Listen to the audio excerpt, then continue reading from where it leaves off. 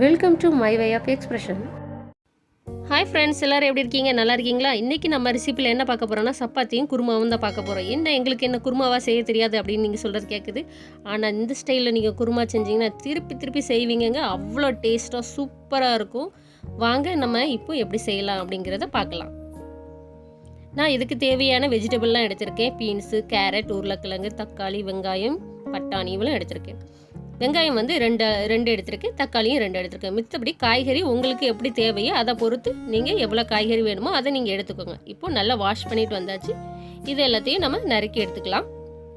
அதுக்கு முன்னாடி நம்ம இஞ்சியும் பூண்டையும் நம்ம வீட்டிலேயே பேஸ்ட் பண்ணிட்டா ரொம்ப டேஸ்ட்டாக இருக்கும். கடையில் வாங்கி பண்ணுறதோட நம்ம பண்ணுற பேஸ்ட்டுக்கு வந்து ஃப்ளேவர் தனி டேஸ்ட்டுங்க. இப்போ நான் இதை வந்து மிக்ஸி கப்பில் நல்லா பட்டா திரிச்சிட்டு வந்துட போகிறேன். இப்போ பாருங்கள், நான் நல்லா பட்டா திரிச்சிட்டு வந்துட்டேன். இது வந்து எனக்கு ஒரு வாரத்துக்கு கரெக்டாக வரும். ஸோ நான் இதே மாதிரி சின்ன டிஃபன் பாக்ஸில் ஸ்டோர் பண்ணி வச்சுக்குவேன். இப்போ நம்ம வந்து அரைக்கிறதுக்கு தேவையான பொருள்லாம் பார்த்துடலாம். பச்சை மிளகா வந்து ஒரு 5 எடுத்திருக்கேன். இது ரொம்ப காரம் கம்மிங்க, அதனால் 5 எடுத்திருக்கேன். உங்களுக்கு தேவைன்னா 4 கூட சேர்த்துக்கலாம். இப்போ குறைவான தேங்காய் எடுத்திருக்கேன். உங்களுக்கு வேணா சேர்த்துக்கோங்க. தேங்காய் சேர்த்தா டேஸ்ட்டாக இருக்கும். அதுக்கு பிறகு கொத்தமல்லி இலை எடுத்திருக்கேன். ஒரு வெங்காயத்தை வந்து நல்லா நறுக்கி வச்சுருக்கேன். நம்ம இதெல்லாம் வந்து மொத்தமாக மிக்சியில் நல்லா பேஸ்ட் பண்ண போகிறோம்.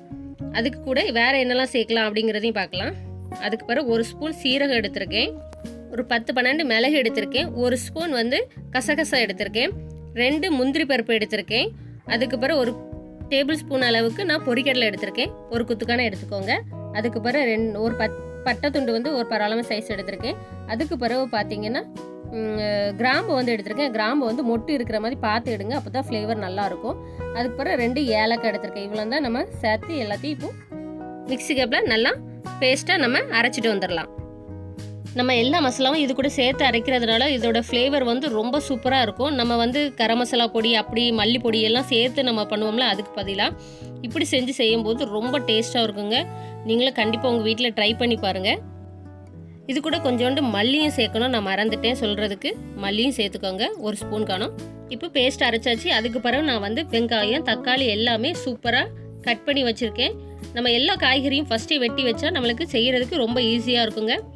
ஸோ நான் இப்போ எல்லா வெஜிடபிள் வெட்டியாச்சு. நம்ம வந்து அரைச்சிட்டு வந்திருக்க பேஸ்ட் பாருங்கள் எப்படி இருக்குன்னு. அப்புறம் நான் வந்து இந்த சாப்பரில் தாங்க வெங்காயம் தக்காளிலாம் வெட்டினேன். சூப்பராக வெட்டி வருங்க. ரொம்ப நல்ல யூஸ்ஃபுல்லான பொருள்னு கூட சொல்லுவேன். உங்களுக்கு வேணும்னா டிஸ்கிரிப்ஷன் பாக்ஸில் லிங்க் கொடுக்குறேன், வேணால் யூஸ் பண்ணிக்கோங்க. அப்புறம் வந்து இது வந்து ஸ்பான்சர் வீடியோ கிடையாது, என்னோட பர்சனல் ஒப்பீனியன் தான் நான் சொல்லியிருக்கிறேன். வாங்க நம்ம இப்போ குருமா எப்படி வைக்கலாம் அப்படிங்கிறத பார்க்கலாம். இப்போது கடாய் எடுத்தாச்சு. கடாயில் தேவையான அளவு எண்ணெய் ஊற்றிக்கலாம். நான் வந்து ஒரு 2 கரண்டி எண்ணெய் ஊற்றுறேன். ஒரு 1/2 டீஸ்பூன் அளவு கடுகு சேர்த்துக்கிறேன். கடுகு நல்லா பொரிஞ்சு வரட்டும். அது கூடவே நம்ம சின்ன சீரகம் சேர்த்துக்கலாம். ஒரு 1/4 டீஸ்பூன் சேர்த்துருக்கேன். அதுவும் நல்லா பொரிஞ்சு வரட்டும். இப்போ நறுக்கி வச்சிருக்க 2 வெங்காயத்தையும் சேர்த்து நல்லா வதக்கிக்கலாம்.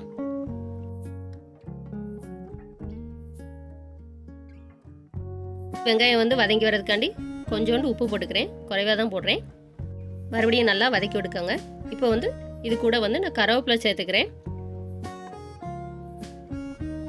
வந்து வெங்காயம் இந்த அளவு வதங்கினா போதும். அது கூட நான் தக்காளி சேர்த்துக்கிறேன். தக்காளியும் போட்டு நம்ம நல்லா வதக்கிக்கலாம். தக்காளி பாருங்கள் இப்போ நல்லாவே வதங்கி வந்துடுச்சு. இது கூட நம்ம இப்போ இஞ்சி பூண்டு பேஸ்ட் சேர்த்துடலாம். 1 ஸ்பூன் அளவு எடுத்து சேர்த்துக்கிட்டேன். இப்போ அதையும் நல்லா பச்சை வடை போகிற அளவுக்கு நம்ம நல்லா வதக்கி விட்டுக்கலாம். இப்போ இது கூடயே நான் கொஞ்சோண்டு மஞ்சள் பொடி போட்டுக்கிறேன். ஒரு சின்ன ஸ்பூனுக்கு தான் ஒரு 1/4 ஸ்பூன் போடுறேன். இந்த கிரேவி வந்து பார்க்குறதுக்கு ஒரு க்ரீன் கலரில் தான் வரும்.